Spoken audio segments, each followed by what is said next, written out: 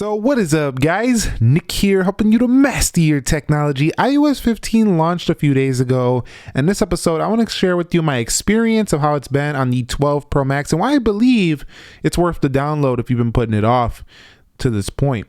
So I'll talk about first, how does it feel day to day when it comes to the smooth factor? So when just kind of going through the software itself, have I encountered any major bugs or anything like that? I haven't really encountered much in the way of bugs. However, I noticed that when I was running picture-in-picture, sometimes there would be a little bit of a choppiness there. So I'm not sure if you're experiencing that as well, but that was specifically with the YouTube app.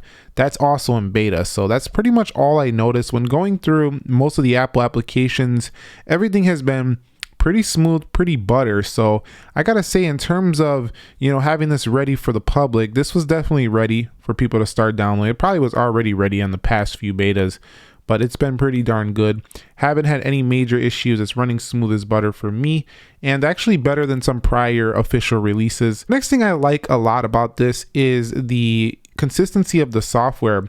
So if I go ahead and show you, I like how they made the settings a little bit smaller here, where they have that width right there just a little bit more wide, because it kind of matches the control center a bit. So I think that iOS 15 looks a little bit more consistent with the rest of the software, especially in the settings and the widgets and everything. It just kind of looks like everything meshes together a little bit better. So I would say this overall software, you're going to notice there's a little bit more refinement to the overall software. So it's getting even better than ever before. Apple's pretty good at consistency, but it got even better. Okay, so the next thing I want to talk about is Safari. You can see that I'm enjoying having the ability to put wallpapers here on Safari. If we go ahead and go to edit, you'll see you have privacy reports, iCloud tabs, reading list, shared with you.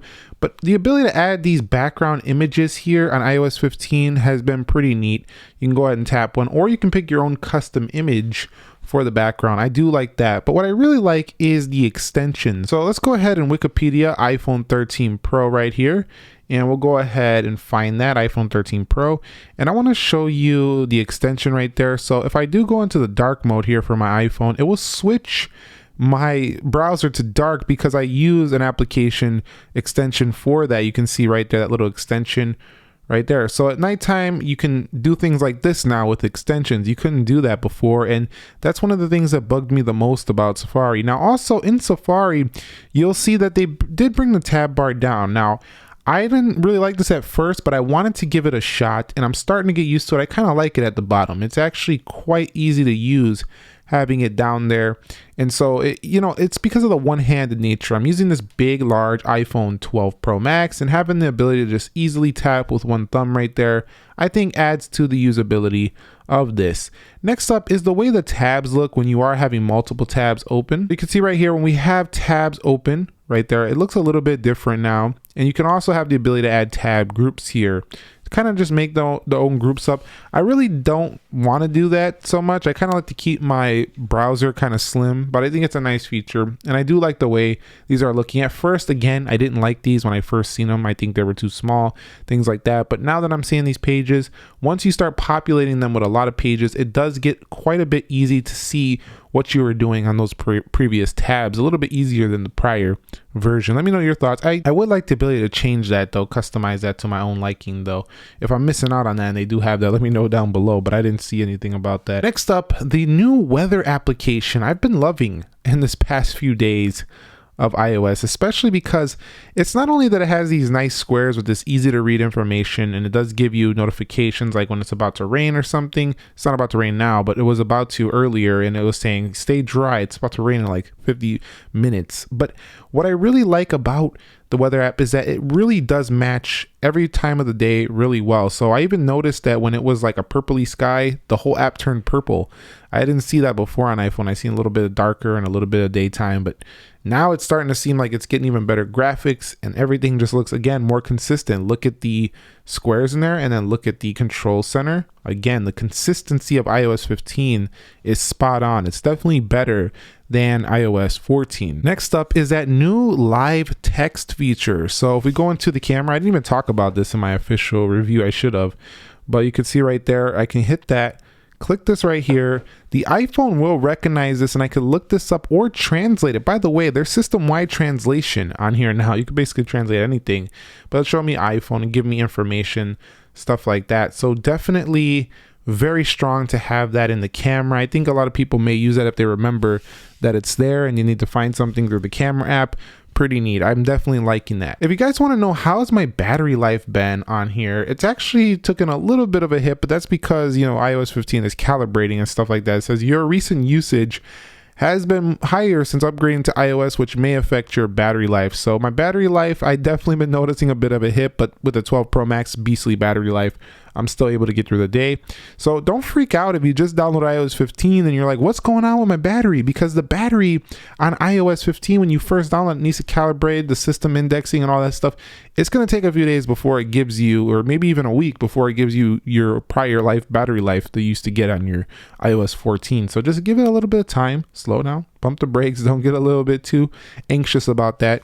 It'll be fine. Now, when it comes to notifications, I'm also really enjoying the ability to mute notifications. So you can go over here, hit options, and I can mute this for 1 hour. Like say I still want to, know about it. I could just do that, or I can go ahead and unmute this.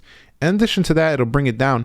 Over here, you can also have the option to go ahead and turn off time sensitive.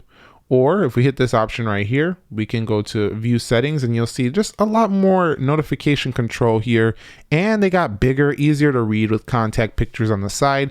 The notification system, again, if you look at those bubbles and then you look at the control center bubbles right here, like these bubbles right here, they look very similar. Like the overall UX is just looking so much more consistent. It's very enjoyable. And I'm just going to keep hammering that point home because everything is getting more refined. That's what this whole year is about, is adding a lot of user experience features, but also refinement to 14. This is not your major overhaul software, but it does add upon what was already working pretty well for Apple in iOS 14. Next up, I noticed that I have now the ability to delete a page. So if I uncheck something, I can now delete a page up here.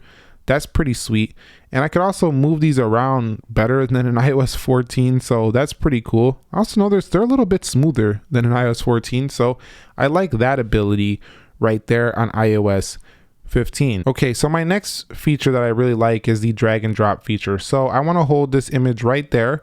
If I just got to keep holding with one finger. If I go to the notes section, I can just drag it in there, and there's that image. You can also do this on contacts and throughout the system in multiple different applications, including messages. You can do it in emails. So this is a pretty neat feature. I mean, some Android phones can already do this, but for real, this is a pretty neat feature for iOS. Really do enjoy that. I've been liking that one quite a bit. Now, I also like some of the neat accessibility features within iOS 15. So if I go to accessibility, you'll see right here, we have per app settings for this. So 3 days later, I've noticed that I can now customize certain applications in here to do certain things. So if I go to Instagram here, you can see you have different bold text, larger text. You have different text sizes in just certain applications. You don't have to make the whole phone with larger text just because you want one text, want larger text in one application. So that is pretty cool, I would say, overall. In addition to that, in accessibility, you can go ahead and use background sounds now.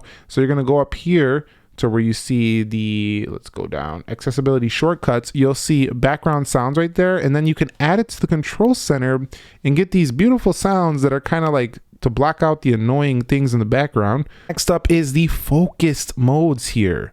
I set up personal, work, sleep, reading, mindfulness, driving. Now what's neat about these is that they're very, again, consistent with the software, looking very nice here. You can go ahead and hit the 3-dot menu over here, for example, for sleep, and then you could hit settings, and they have a lot of control, granular control within the focus mode, so you can really nail this the way you want it. You could tap it at basically any time, and it could also send people notifications what you're doing. Man, this is really neat. You could just pick the exact focus you're doing at that time. I think if people do start to use this and take advantage of it, it really can be a useful tool. I'm not sure everyone's going to use it because it does take a little bit of time to set up. And with iPhones, some people just want to put their SIM card in and go. But if you're going to take the time to set up, this focus modes, they can be a very productive tool for you on iPhone, and definitely better than just having a simple do not disturb on prior iOS. So this is one of the key features, and it's been great. In FaceTime, I've definitely been enjoying the ability to create links and send them off to Android phones. Again, SharePlay may be coming very soon here later this fall, so stay tuned for that. I know some people are annoyed that didn't come initially. And then in Apple Health, I do like the ability to see trends in Apple Health now. So for example, in sleep, let me go back. I keep tapping stuff. Let me go back. It'll say trending higher for the past 14 weeks, kind of give you an overall trend of what's going on with your sleep data, your health data, just so you can see, are you trending up or are you trending down? It could be useful information to help you get back on track with that. Now, when it comes to overall performance, I talked a bit about this earlier with the smooth factor, but what about performance? And having the A14, I'm not worried at all. The gains on this processor are huge compared to some older iPhones, so no issues there whatsoever. And I just expect the 13 Pro Max with its ProMotion display to feel even quicker, snappier than this one right here. So performance, no problem on the newer iPhones. If you have an iPhone, prior to say iPhone 10R and below, let me know what experience you've been having with iOS 15 in terms of performance, battery life, as well as day-to-day usage. I'm going to check out the 10R soon, but we got the 13s coming around, so we're going to be checking those out first. And that's about all I want to talk about in this video so far. That's what I've been using. That's what I've been experiencing. And there's more. The maps did get major updates, but I'm not a huge Apple Maps user. But I will say that I do like the graphics that came in Apple Maps. They're pretty sweet. And there's quite a few more features in here that I didn't discuss, the hashtags and notes, the redesign Apple News. There's a lot going on here for iOS 15. But overall, I got to say that I've been really enjoying it. I think it's a very overall, nice update, refined experience to the version. Again, I would like to see more wallpapers included stock. But I gotta say, it's been pretty good. Battery life has taken a little bit of a hit. I hope it gets calibrated and gets a little bit better. But I'm pretty happy overall with this software. I would say that I would like to see a major overhaul next year. It would be nice to see a major overhaul to iOS 16. But for now, I think it's a good, step in the right direction. Let me know your thoughts on iOS 15. Have you been enjoying it? Have you not enjoyed it? Have you been having bugs? Has it been great? Which features do you enjoy the most? Let us know down below in the comments. Thumbs up if you enjoyed it. Subscribe if you haven't already. Nick here. Be sure to be well. I will catch you all in the very next episode. And peace.